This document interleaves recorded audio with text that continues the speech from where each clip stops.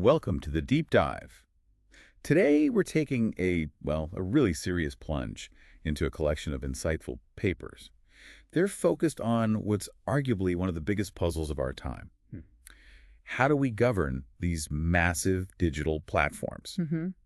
The ones that have become so incredibly central to, everything. Yeah, it's hard to overstate it. I mean, just think about it. They're not just websites anymore, are they? They're like critical infrastructure. They shape how billions of us talk, find information, shop. How new businesses even get off the ground or try to scale up their reach, their influence.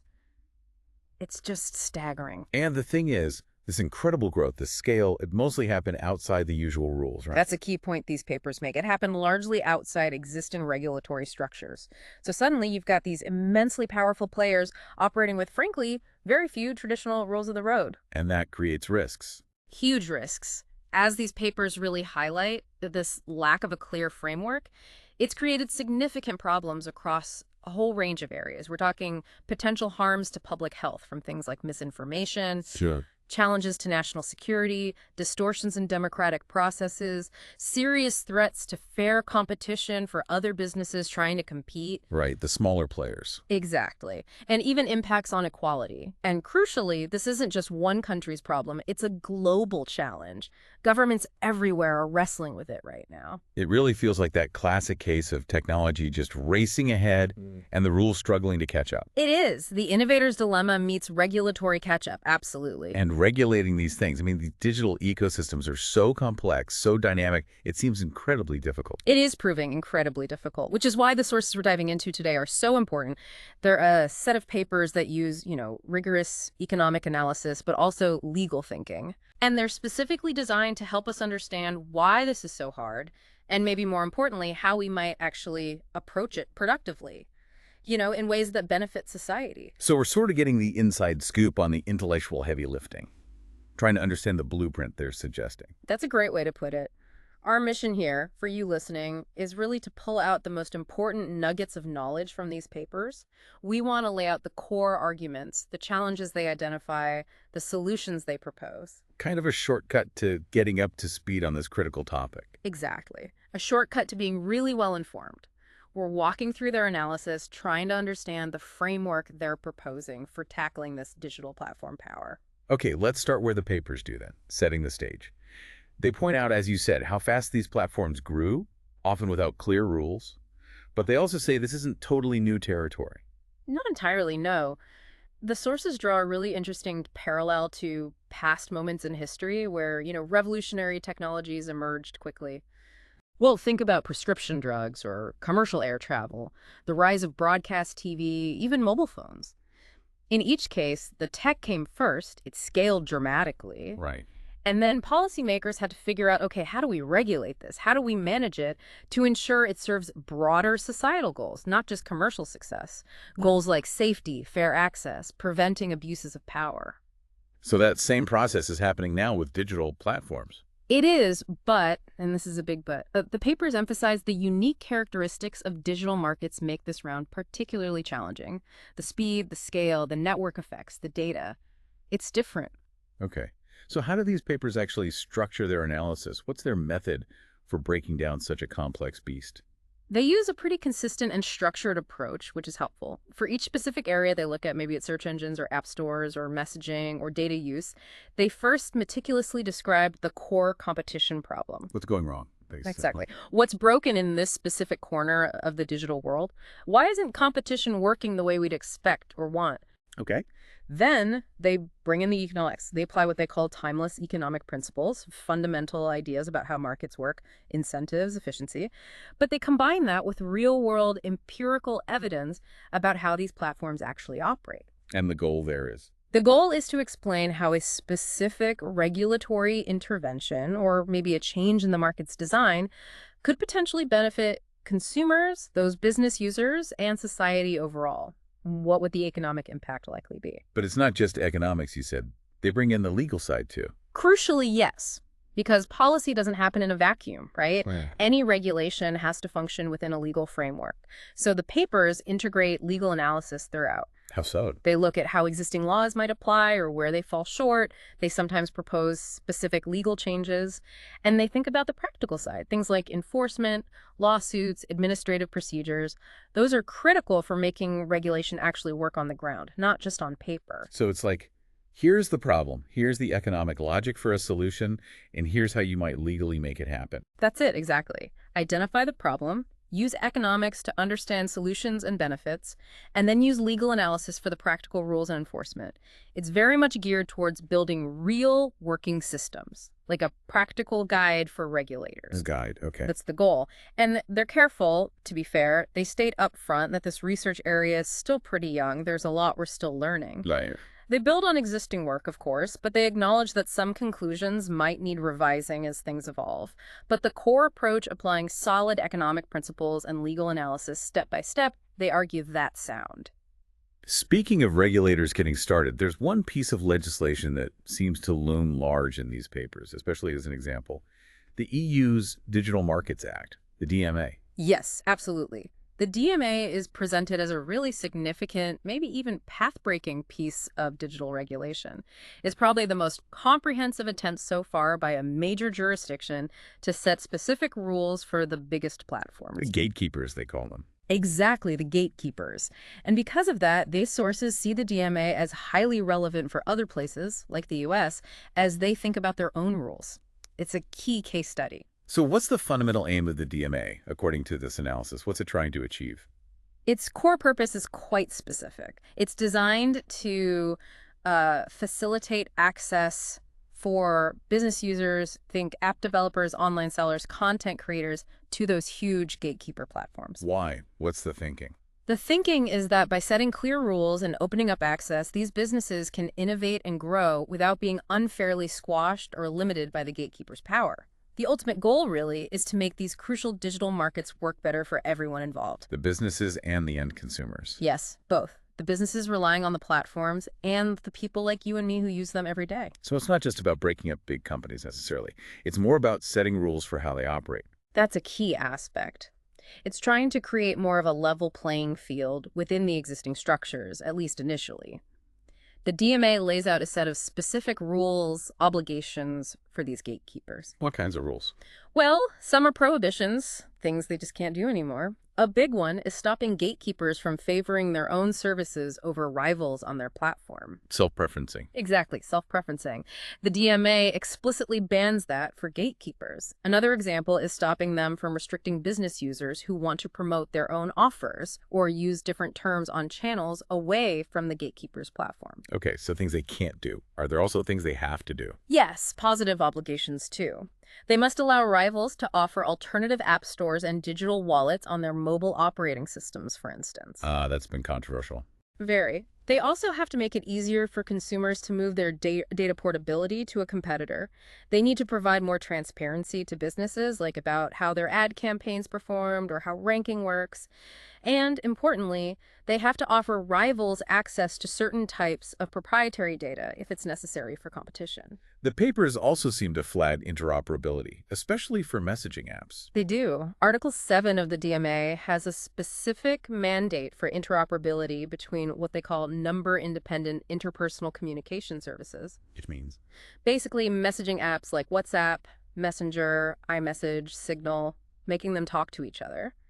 The authors view this requirement positively, and they actually suggest regulators should think seriously about imposing broader interoperability rules for other core platform services, too. They see it as a powerful tool. A very powerful tool. We'll definitely dig into why they think interoperability is so crucial later on. Okay, but how does the DMA actually make sure gatekeepers follow these rules and that the rules do what they're supposed to? Good question. There's a compliance mechanism built in. Gatekeepers have to comply, obviously, and they have to submit an annual report to the European Commission explaining how they've complied. Just a report. Well, beyond the report, Article 8 of the DMA sets up processes for further specification. This is designed to let the commission engage with the gatekeepers to make sure the way they're complying actually meets the law's goals, those core goals of fairness and contestability. It's not just box ticking. And the rules can change. Yes, the commission can adapt them. The DMA allows for updating or modifying obligations through what are called delegated acts based on market investigations if gatekeepers find new ways to undermine the goals. So it tries to be dynamic. It aims to be, yes. Always supposed to be in service of reinforcing fairness and contestability as the market evolves. You've mentioned fairness and contestability a few times now as the key goals. Why does the DMA focus its enforcement mainly on what they call core platform services, or CPS? Right, the CPS. The sources explain that the biggest problems, weak contestability and unfair practices, tend to cluster in specific types of widely used digital services. These are usually the big intermediaries connecting lots of end users with lots of business users. Like search engines, social networks, app stores. Exactly. The papers detail the characteristics that make these CPS particularly likely to become dominant and cause these issues. Things like extreme economies of scale, the bigger they get, the cheaper per user. Makes sense. Really strong network effects, the more people use it, the more valuable it becomes for everyone. The classic example. Right. Their multi-sided nature, connecting different groups like users and advertisers. Lock-in effects that make it hard to leave. A tendency for users not to multi-home, meaning they stick to just one service. Vertical integration, where the platform owns services up and down the chain, and often the fact that there's really only one or maybe two major providers. So these features almost bake in dominance. That's the argument the papers put forward. These characteristics naturally lead to these gatekeepers, who then get the power to basically dictate the terms for everyone else in that ecosystem. Which can harm businesses and users. Potentially, yes. So by focusing enforcement on these CPS areas, the DMA tries to tackle the most serious problems where they have the biggest impact. Okay, let's really dig into those twin goals then. Fairness and contestability. How do the papers define contestability, especially since you said it's different for digital markets? Yeah, they spend quite a bit of time on this, and it's important. Let's start with contestability. It has a history in economics. Right, I vaguely remember something about free entry, costless exit. Exactly. The papers bring up the classic theory of contestable markets from Baumol and others. The idea there is a hypothetical market where a new competitor can enter with zero cost. Which never really happens. Right. And they can exit without losing any investment, also unrealistic. In that theory, even a single incumbent firm has to keep prices low because of the threat of instant entry. If they raise prices, a rival pops in, undercuts them, serves the market, and could pop out again if needed. But the sources say that theory is not helpful here. They're pretty blunt. They say there's no hope of getting useful policy guidance from that traditional theory for digital platforms. Why not? The criticisms are fundamental. Entry into digital markets is never costless. You need tech, marketing, users, huge investments, and critically, digital incumbents are fast. They can drop prices or improve their service almost instantly when a rival appears. So the entrant can't rely on the incumbent staying slow. Precisely. The entrant can't count on making back their investment before the incumbent reacts, and they can't just exit costlessly if they get undercut immediately. The core assumptions of the old theory just break down. So if that definition doesn't work, how should regulators think about contestability for platforms? The papers propose shifting the focus. Instead of costless entry and exit for firms, they argue regulators should focus on minimizing barriers to migration for users. Making it easier for people and businesses to switch platforms. Exactly. Easier and less costly to switch. Yeah. And maybe even more critical, minimizing barriers to multi-homing. Multi-homing, using multiple platforms at once. Right, like a restaurant being on Uber Eats and DoorDash, or you having profiles on Instagram and TikTok. The idea is to make users and businesses less stuck on a single platform, more fluid. Okay, that makes intuitive sense. It's less about new companies easily starting up, more about reducing the lock-in on existing users. That's the focus. And the sources then discuss tactics gatekeepers use to make switching and multi-homing hard. Like what? Technical barriers to getting your data out. Linking services so you lose features if you use a rival's complement. Sharing data across their own services to get an advantage rivals can't match. They even mention potential, maybe tacit agreements between gatekeepers to make switching harder for everyone. Wow. And acquiring tools that help people multi-home. That's another tactic they highlight. Yes. A dominant platform might buy a company whose tech makes it easy for businesses or users to manage presence across multiple platforms. And then? And then, once they own that tool, they can subtly degrade its functionality for connecting to rivals or integrate it tightly with their own platform in a way that discourages using others. It's like buying the bridge and then charging a high toll, or only letting your own trucks use it easily. Controlling the pathway. Okay, so contestability is about user and business fluidity. What about the other goal, fairness? You called it fairness with respect to surplus sharing. What does that mean? Right. This fairness concept, as used in these papers, is pretty specific. It's different from, say, the general European legal idea of fairness of contractual terms, which applies more broadly to prevent abusive clauses in standard contracts for any company. So what's this surplus sharing fairness about? It's about how the value created within a digital ecosystem gets divided up. And the argument is that dominant platforms capture too much, an unfair amount. That's the core economic argument they make. Because of things like coordination problems and those powerful network effects, a dominant platform can lock in a stable, near-monopoly position. Yeah. Once it's there, it can generate profits far exceeding its own contribution to the value created. Why? Because it's capturing value not just for its tech service, but also for the network effects and content generated by the users themselves. Users create the value, but the platform captures it. In large part, yes. Users are key contributors, but once locked in by network effects, they have very little bargaining power. The platform can extract value that stems from the user's collective presence and interaction. They use a simple example. Imagine two platforms, A and B. Almost identical. Maybe A is a tiny bit better initially. Users coordinate on A, network effects kick in, making A vastly more valuable because everyone is there. Right. Now, A can charge prices or impose terms that extract value way beyond its own service cost. It's extracting the value of the network that the users created. The user's willingness to pay is high, mainly due to coordination, not just A's inherent quality. So the platform charges users for the value other users bring. That feels circular. It can seem that way. The argument is this ability to extract value isn't just market price. It stems directly from the dominant position created by network effects. The papers frame the platform as a co-creation between the owner and the users. And they argue users, especially business users, shouldn't bear the full cost of their weak bargaining power when the platform is capturing so much co-created value. How does this idea of fairness connect to things we actually see platforms do? It provides an economic justification for regulating practices that might degrade user experience but boost platform profits. The classic example they use is search results. Prioritizing paid ads. Exactly. Pushing paid results or the platform's own services higher, even if organic, more relevant results get pushed down. Google makes money, but arguably the search quality for the user suffers. So fairness justifies rules about search results. Potentially, yes. Minimum quality requirements. For instance, a rule mandating a certain percentage or placement of clearly labeled organic results. It ensures users get a baseline quality reflecting their contribution, their search queries, their clicks, preventing the platform from totally sacrificing relevance for ad revenue. Okay. And this fairness isn't about general income redistribution, right? No, they're very clear on that. The scope is narrow. It's about the relationship between digital platforms, their business users, and end users, and how the value within that ecosystem is shared, not broader societal wealth. And the papers argue the DMA needs to tackle both contestability and this fairness idea. That's a key conclusion. They stress that even if you boost contestability, make switching easier, strong market power might still persist because of the tech itself, like network effects or data advantages.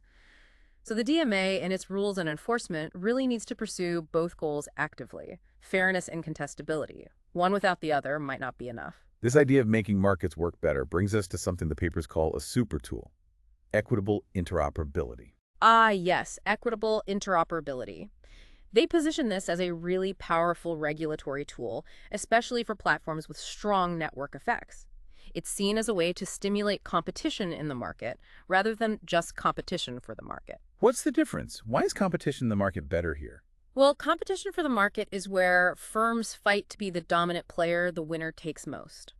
The sources argue this is often inefficient in digital sectors. It's hard for regulators to protect new entrants from being crushed or bought out. There's no guarantee a viable challenger will emerge often enough. And users have to keep switching between monopolies. Right, potentially incurring switching costs.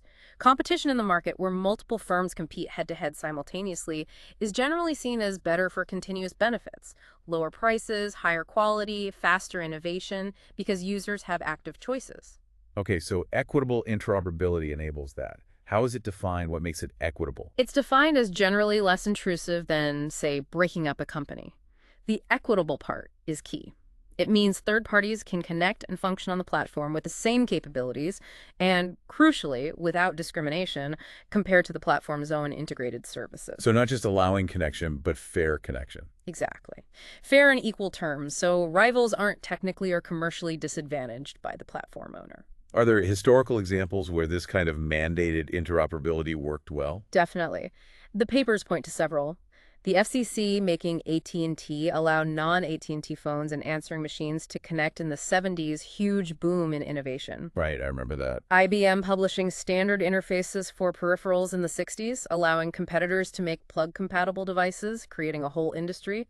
The basic TCP/IP protocols for the internet, that's interoperability, allowing different networks to connect, enabling the web. And more recently. Open banking in the UK. Standardized APIs let fintechs access bank data with user permission, sparking lots of innovation in financial services. These examples show how opening up connections on fair terms can unlock complementary innovation. How does it mess with those network effects we keep talking about? It's designed to erode the proprietary nature of the platform's network effects. Instead of the value of the network, all those users, all that data belonging only to the platform owner, interoperability means those benefits can spread across multiple interacting services. Users aren't locked into one network. They can participate in a broader ecosystem. How exactly does it open up markets? The papers mention 3 ways. Yes.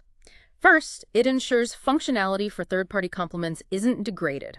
A specialized search engine shouldn't be disadvantaged compared to Google's own vertical search, for example. Second, and this is powerful, it enables multi-homing by businesses without penalty. This is market-level interoperability, potentially allowing standard interfaces across competing platforms, making it easier for businesses to reach users everywhere. And third, it directly helps challenger platforms. By making it easier for businesses to connect with users across platforms, it lowers the barrier for new entrants to attract the crucial supply side, the developers, sellers, creators, which is often the biggest hurdle to building network effects. Can you give some concrete examples from the papers for current platforms? Sure. For social networks, they sketch a model where different networks transmit content posts, messages via a standard interface, like a pneumatic tube system. Facebook could talk to Mastodon. Potentially, for basic message post transmission.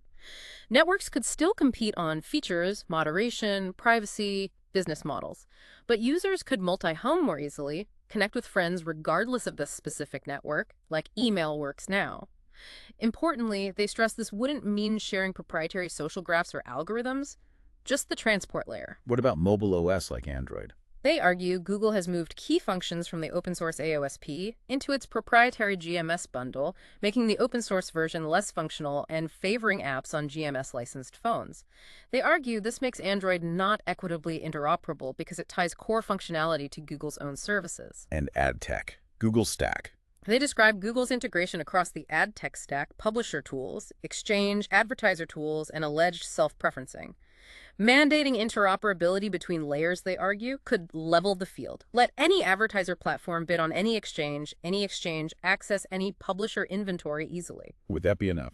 It could help rivals compete, benefiting publishers and advertisers. But they do add, given Google's potential conflict of interest across the stack, maybe divestiture also needs to be considered alongside interoperability. What about Apple's iOS? They point to examples like the Find My network potentially favoring Apple's AirTags over Tile due to deep integration and network access not equally available to third parties for a long time.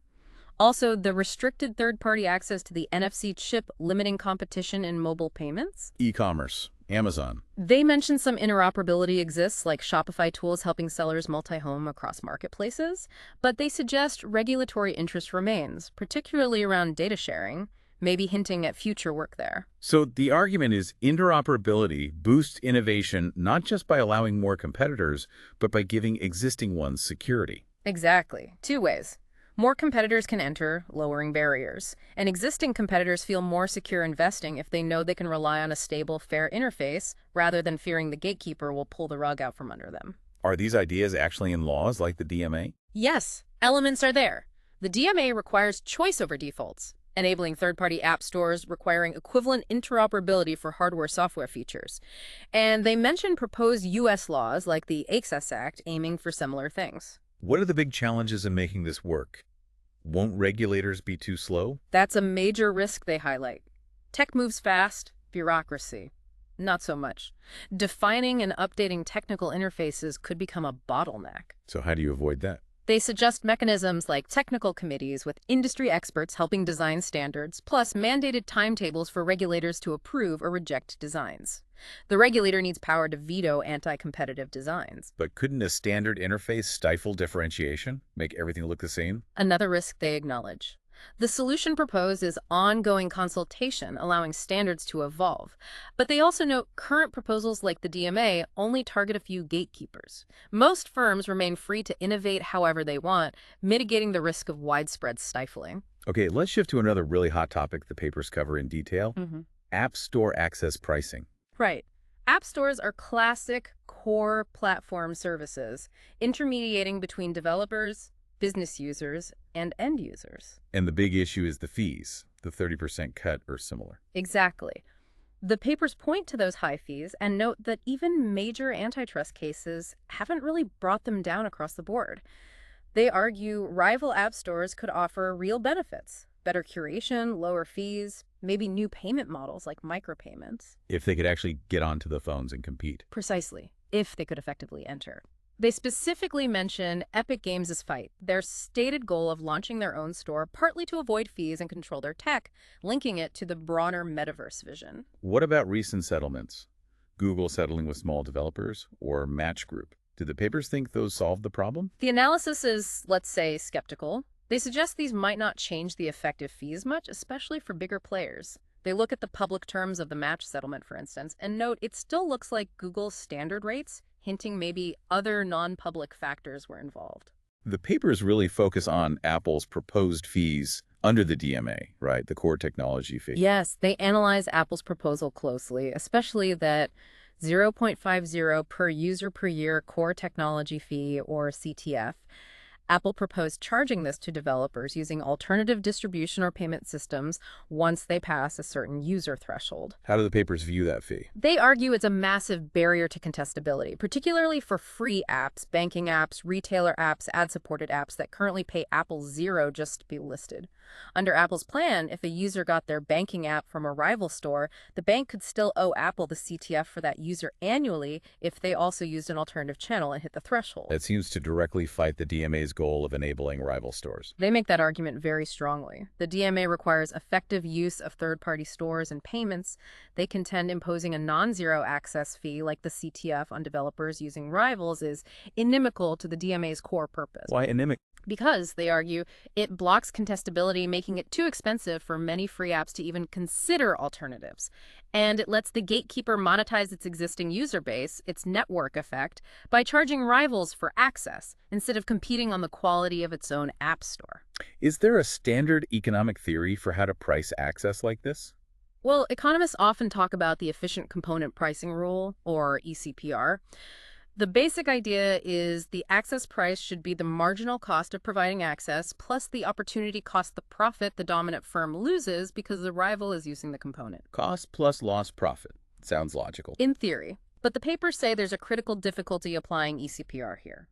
Calculating that opportunity cost correctly requires knowing the profit the dominant firm would make in a competitive market. Ah, the hypothetical competitive profit. Exactly. Computing that hypothetical price and profit is, they say, an enormous task, especially in complex two-sided digital markets where you lack good competitive benchmarks. Are there other problems with ECPR here? Yes, things like huge economies of scale, data externalities where one user's data helps others, and the zero lower bound issue for free apps.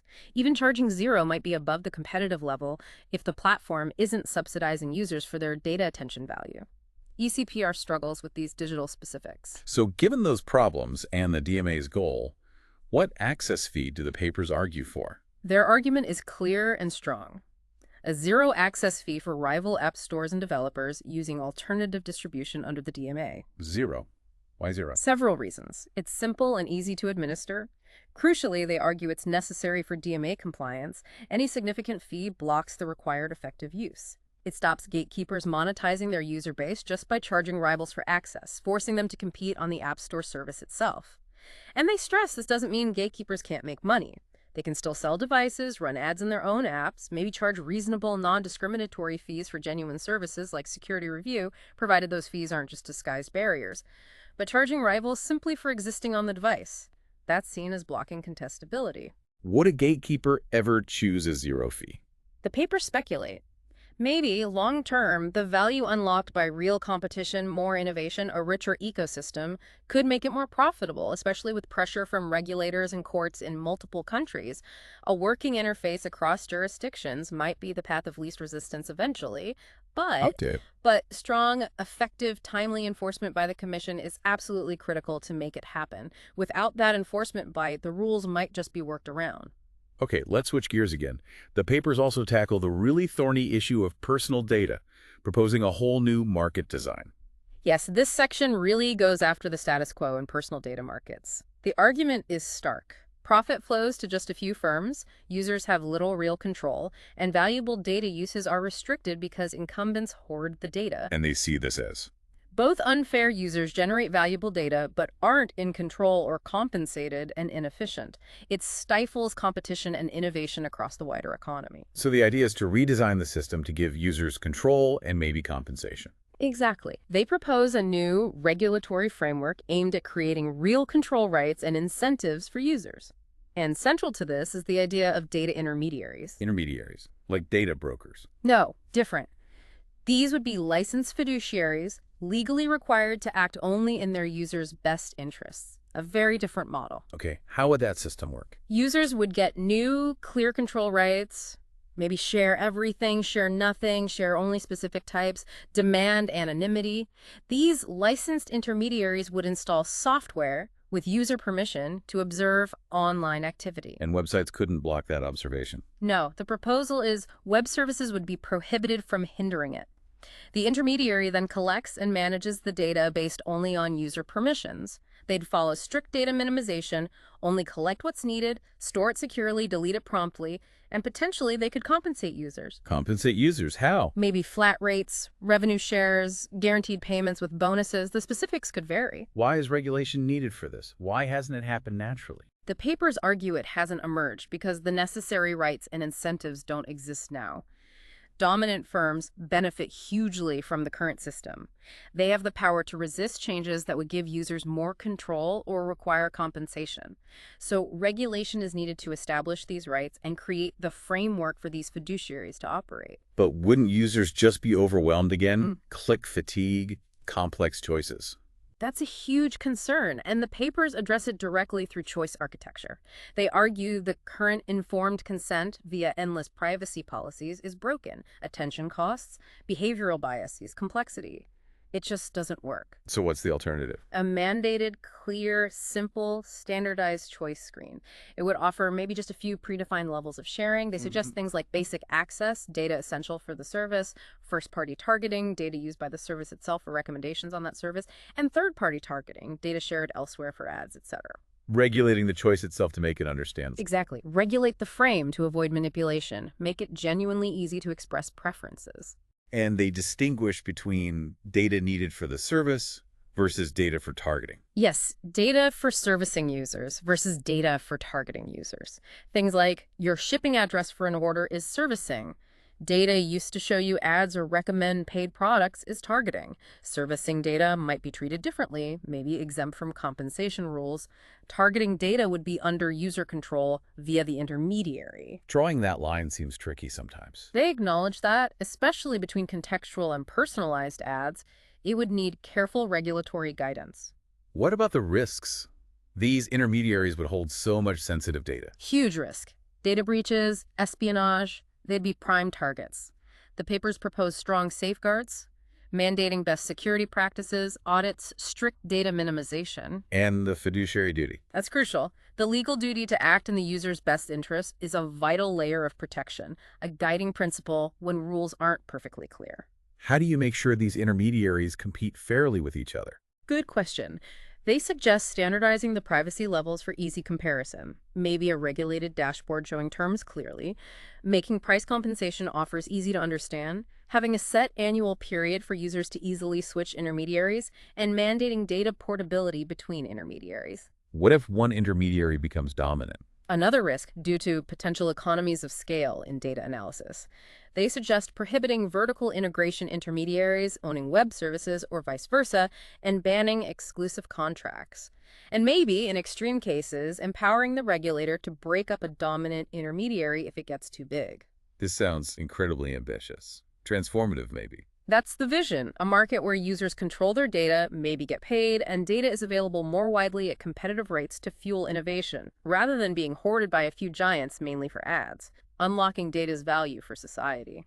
The papers also link market power to another area, platform safety and quality, arguing it gets degraded. Yes, this is framed as another direct result of that durable market power. Because users often lack easy alternatives or struggle to evaluate quality or subtle harms, like mental health impacts, manipulative design, dominant platforms have an incentive to underinvest in quality and safety, especially where improvements involve significant variable costs. What kind of quality issues? Things we all encounter. Spam, fake reviews everywhere, low quality or dangerous ad scams, dodgy financial products, illegal gambling showing up on supposedly reputable platforms. And the reason is variable costs. That's the economic argument. Platforms do invest in fixed cost solutions, algorithms, software detection, but those aren't perfect. Really tackling many issues needs variable costs, mainly people. Human moderators reviewing flagged content, teams investigating reports, responsive dispute resolution. And platforms don't want to pay for that if they don't have to. Exactly. If they aren't losing users over it due to lack of competition, the economic incentive is to minimize those costly per-unit human inputs, even if society bears the cost of the resulting harms. The papers mention evidence, like lawsuits against Meta or TikTok, suggesting platforms know about harms from manipulative design, infinite scroll, constant alerts, but prioritize engagement and profit anyway. So regulation steps in to mandate higher standards? That's the idea.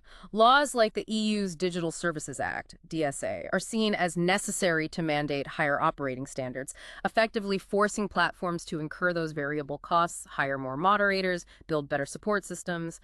Platforms push back, of course, citing costs. But the papers argue the cost of low quality isn't zero now, it's just paid by users and society, mental health issues, financial losses from scams, misinformation's impact. Regulation shifts some of that cost back to the platforms. Like the seatbelt example. Industry resisted, then it became standard. A classic parallel they draw. Mandates might reduce profitability from the unregulated state, but platforms aren't necessarily entitled to those margins if regulations are needed for societal benefit. And AI isn't the whole answer for moderation. No, they're clear. AI is a tool, but not sufficient. Human judgment, context, nuance that still requires people, which means variable costs platforms may resist without regulation. They also stress effective enforcement needs real political will because platforms are good at resisting implementation. All these tools, DMA, DSA, interoperability data intermediaries, it leads to a broader framework the papers discuss. The 3 pillars of competition policy. Right. They argue a healthy economy needs 3 complementary pillars. First, traditional competition enforcement. Antitrust 101, stopping bad mergers, cartels, abusive dominance. Protecting competition that exists. Second, pro-competitive industrial policy. This isn't picking winners, but broader policies to fix market failures and boost growth. Things like R&D support, infrastructure, maybe data access policies, open standards development. And third, regulation of monopolies. For markets that just won't be competitive, where dominance persists, like utilities historically, and now, they argue, potentially digital gatekeepers. This requires direct rules like the DMA or DSA. And for digital markets, you need all 3. That's their core argument. Enforcement for specific bad acts, industrial policy to help entrants and alternatives, like data access, and direct regulation for the systemic harms from gatekeeper power that competition alone might not fix, or not fix fast enough fairness, contestability, safety issues. They also mention scale being important and warn against certain national policies. Yes, scale is crucial, especially with data. They strongly caution against policies promoting national champions by weakening merger control within a country, like letting the biggest French telecom buy its rival. Why is that bad? Because, they argue, it just creates domestic monopolies with high prices and poor service, which still lack the scale to compete across the whole EU or globally. Better to have strong EU-wide merger control, allowing firms to achieve true scale needed for global competition. They also briefly mention resilience. As a factor in merger review, yes, enforcers can consider if a merger makes the economy less resilient to shocks, pandemics, wars. Concentrating supply chains might harm consumers long term if disruptions occur. And looping back to enforcement, the success of all this hinges on whether the rules actually stick. That's a critical threat throughout. The EU's ambition is high, but the legitimacy rests on whether laws like the DMA and DSA actually change platform behavior promptly and effectively.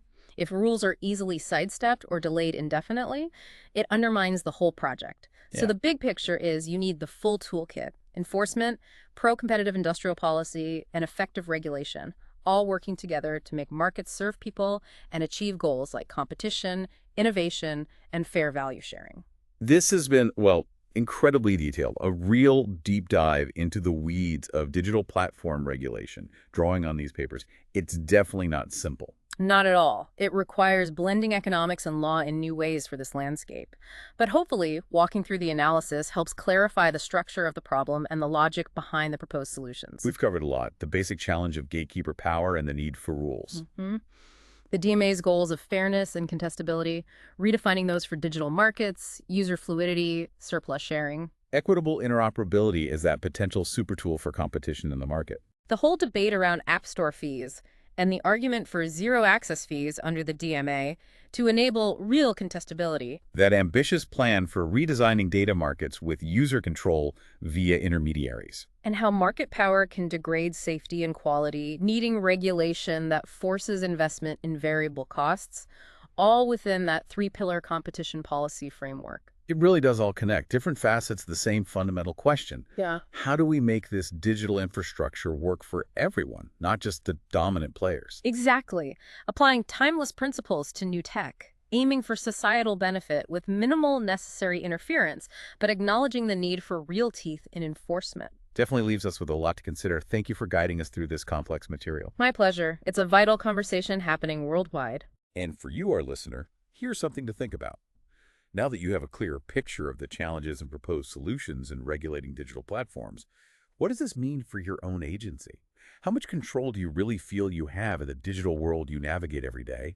And what role does regulation, or its absence, play in shaping that feeling of control? Until next time, on The Deep Dive.